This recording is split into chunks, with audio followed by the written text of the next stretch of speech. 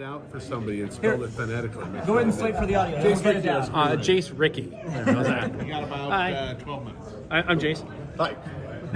Chris. I said Ike. Hi, Ike. Hi. I got Ike here. I'm Mark. Isola. Isola. I love it. Derek, how are you? Hi, Derek. Nice to meet you. Victor. Hi. I'm Jeffrey. Thank you. Hi, Jeffrey. Nice to meet you. Steve. Hi, Steve. By the way, I just went to the bathroom to wash my hands. There will be a quiz later. I got Ike. Now I'm done. How good does it feel to be able to come to a convention again and show a project like this? It feels great. I mean, the last time I was at a convention project for work was D23 5 years ago. So yeah, it feels great to and this is like a dream project for me. This I don't know who say that, if I could do spoilers or anything, but yeah, no, it's great. My kids are here. Not here. No, they're out on the floor terrorizing my wife. Somehow, like, running away. My wife has never been to a convention before. She's like, "Oh my God, what am I doing here?" I was like, "Just come on now." Yeah, sure. You have to go work. Yeah, we get. Yeah, I know. Yeah, it's great. So. Yeah, it feels great. Can you share with us why it was this particular project at this particular time? You know, I think it really was a situation where I'm under contract with Warner Brothers. I'm a big superhero fan, as it is, a big, huge Batman fan. I'm a huge horror fan. And at the time I met Jim Krieg while I was running Superhero Girls, DC Superhero Girls, season 2, I don't know. And, we had introduced, met and got friendly with it, and then friendly with each other, not friendly with it. That sounds weird. We're sorry, You're Jim. gonna let it go. It's all right. Please, there's edit, right? Yeah. It's like this one's here. No, but we got along really well, and then once COVID happened, he called me and he said, "I got this thing," and I just said that, and it's going to make me sound like a poser, but I'm not. For some reason, this book was in my, you just have that one nerd blind spot. I love this, I love that, but like, how did I miss this? And so, but he just said Batman, Mignola, and Lovecraft. I'm like, when do we start? So yeah, so it was really one of those, and it was all remote. It was one of the first things. I was actually wrapping up 2 other projects while I was doing this, but it was worth it, because it was like one of those projects, it's a once in a lifetime thing. So, Sam Liu and Jim and I really just sort of went crack down on the development of it. And so, because Jim's a horror fan too, and I'm a Lovecraft fan, it just all fell into place. Does DC or Warner Brothers ever give you any rules of things you can't do in a project like this, especially if it's like a more darker, more intense story? You mean ability? Like regulations? Because I can do anything. That's the thing. There's nothing I can't do. Restriction for the yeah, I mean, look. Speaking out of class here, I really wanted this to be R. They wouldn't do it. It's all right. I get it. They got to sell DVDs or whatever. But I'm a hardcore horror fan. I would have liked to push some of the horror elements, but no, at least my kids can watch it, so it worked out. Were there any talks about making a R version, a scaled down TV version? No, I don't think so. No. I mean, I don't think so. In my head, there's how hard could it be? I know. But hey, man, every penny, every second of film is exactly. So, when you're adapting from, the existing material, kind of choosing what to maybe punch up, punch down. We're really going to focus on this. Not that. Just kind of talk about the process there. Where there's certain things like this is definitely want to adapt this, or don't want to use that, or just, kind of change it around a little bit. Yeah, I think this is a story because it was. I think the original text was like gangbusters in terms of adapting Lovecraft, and it was a really ornate, complex plot of dread working in the background of the story, right? And what that gives you is there's all kinds of monsters. The problem is it's an embarrassment of riches in a lot of ways because. What do you cut? We want to, and the thing is, it's not just like, oh, I want to put it in because it's cool. It's like if you take it out, you're setting off. It's a domino. So it's just you kind of have to choose your with the devil you know or whatever it is. So, but there was a lot of things where I did see, and I don't want to talk spoilers, but like one of the things that I really enjoyed adding, and this was no knock on the original because I think you just changed, was sort of the development of the Robins. I don't know if you guys, if anybody's here seen the movie, but what we had to do, you know, not what we had to do, and really this came with Sam, Jim and I, it's like really just this Bruce Wayne left Gotham, traveled the world for 2 decades, accumulating Robins. And they're from around the world. Those Robins should reflect being around the world. So that's how that was born, and it just worked out better because I think, you know, Sanjay and Kylie wound up being two of my favorite characters. But the other thing that, you know, we wanted to keep sort of Bruce's story front and center and really attack his character. Like, here's the thing, like what is sort of paramount to every version of Batman is that he clings to science and logic. Like that's what we love Batman. And this is a Batman, without giving it too much away, is that he can't win if he does that. Like he cannot win if he does that. Like he has to let go. And so we just were finding different ways to keep pushing him, and that sort of led to the end. And again, if for those of you who've seen the graphic novel, remember there were, and honestly, I love werewolves. There were werewolves in the end of the in like as penultimate guardians towards Ra's al Ghul, and I didn't want to, but like, and I said I wanted to have something that was more personal to him, that was going to push him over the edge a little bit more, and that's why when you watch the movie, you're going to see it's not werewolves, it's you know, something awesome, because I won't give it. All right, I love zombies, so I'll just say it. I can't be talking to a bunch of nerds and not talking about zombies.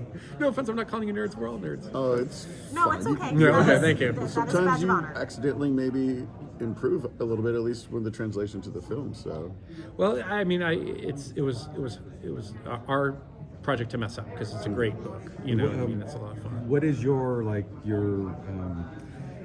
how much care do you put into the source material so that you don't upset people, or is it always about just making the best movie for you and for what your team is trying to do? Like, do you have some kind of responsibility to fans of the original source? Yeah, because I'm a fan too. Yeah.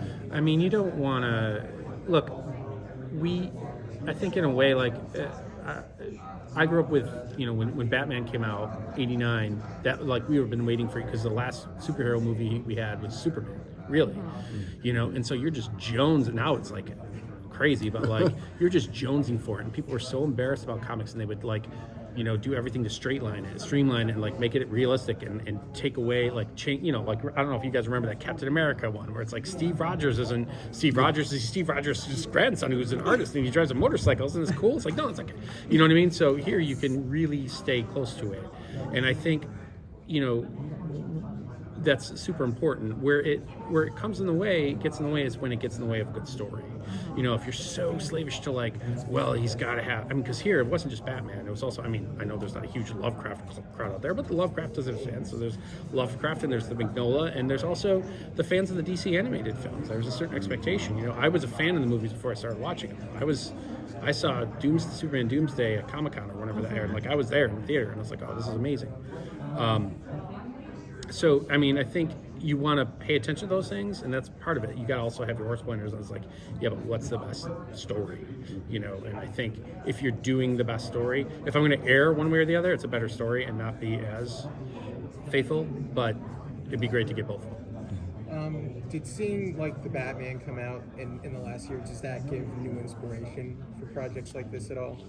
New perspective? You know, no. I mean, I thought it was great. But like, I didn't need any more inspiration for Batman. Like, I just love Batman. And I just thought, oh, this is kind of a cool take on him. I've never seen him like standing so close to. He's like on the crime scene, and I thought there were some really cool additions to that. But and you know, I'm not knocking the movie at all. I loved it, but like I just find inspirations from like, oh, look at this cool Elseworlds action figure I found from 1990s, a pirate. You know, it's like that's, you know what I'm saying. Legends So, of Batman. yeah, Legends of Batman. Yeah, that's right. Do you find it harder to write this particular genre than, like, for example, you did with, we'll just call it like the Disney princess kind of, which is Rapunzel? Yeah, I mean, yeah, you're talking about Tangled? Yeah. Yeah, I was, I wrote, I was a story editor and producer on Tangled for, I don't know, 70 seasons. I don't know what you see. There was so many. And it's funny because, and I love that show. And I really found my heart in it. And I think what I brought to that show was kind of like what you were saying. It's like the opposite of that, because when I got the call about Tangled, and I don't know if I should say this, but like, they're like, hey, so they're breaking a show of Tangled, and what do you think? And I'm not a Disney fan. I'm like, oh, well, let me see. They're going to make a show of Tangled. Like, is it, oh yeah, I guess she's got the bow and arrow, and you know, she's whatever, like, no, that's Brave. I'm like, oh, I'm like, okay, and then I watch the movie, I'm like, how are they gonna make this serious? But like, what was great about it is the people the showrunners had such a passion for it, and they were such fans for it, that it was cool to have somebody who wasn't like, hey, that's really cool, but nobody cares, you know. And sometimes I think, like, sometimes people will do that with Batman. Like, I know that I've worked with on Superhero Girls, where my partner on that show wasn't the huge fan. She's like, hey, that's really cool, but come on, you know. So it's fun. The challenge is finding what you love about it. I mean, I would have never pictured myself writing. It's funny, I wrote for this show called Pen Zero, a show that was awesome, but not a lot of people have seen. And, you know, but the idea was that this kid could teleport to a different universe so like, in one episode, he would teleport to a knight thing, and he would be a knight, and the bad guy would be a dragon, and also he'd have Viking and whatever. And so the first episode I wrote, he's like, he goes to a superhero world, and he's a superhero. I'm like, this is freaking great. And then the next one, he goes to a zombie world, and he fights zombies in a mall. I'm like, this is freaking great. And the next one, they go, okay, he's gonna go to a princess world and be a princess. I'm like, it's a job, you know. And I did it, and I had so much fun, and it was great. And you know, it had to be musical and singing and all that stuff. And I did it, and I'm proud of it. And I was like, okay, I don't ever need to write another princess script again. And then I wrote 76 more with Tangled, or I worked on them. So, but yeah, no, it's fun. You just find what you love about it, and it's about working with fun people too. Do you think Pen Zero ever got some quality time with the chinchilla and made friends with the chinchilla? God, I love that you know who the chinchilla is. I wrote the chinchilla song, and I'm gonna hug you later. I don't know, but you're gonna have some quality time, you and me. I was like, he knows the chinchilla. Yes, I hope that. That's so funny when you do that show. I'm gonna cry.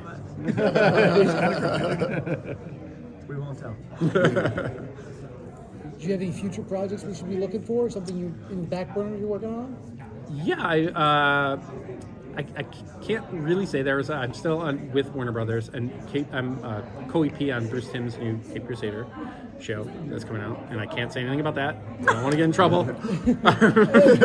So they asked me over there, and I was like, honestly, I am more afraid of Lovecraft than I am Bruce Timm, because I don't want to. I love Bruce, but I don't want to like let any secrets out. But I'm working on that, and another actual, which I can't say, but it'll probably be announced. Hopefully, another Batman property, possibly.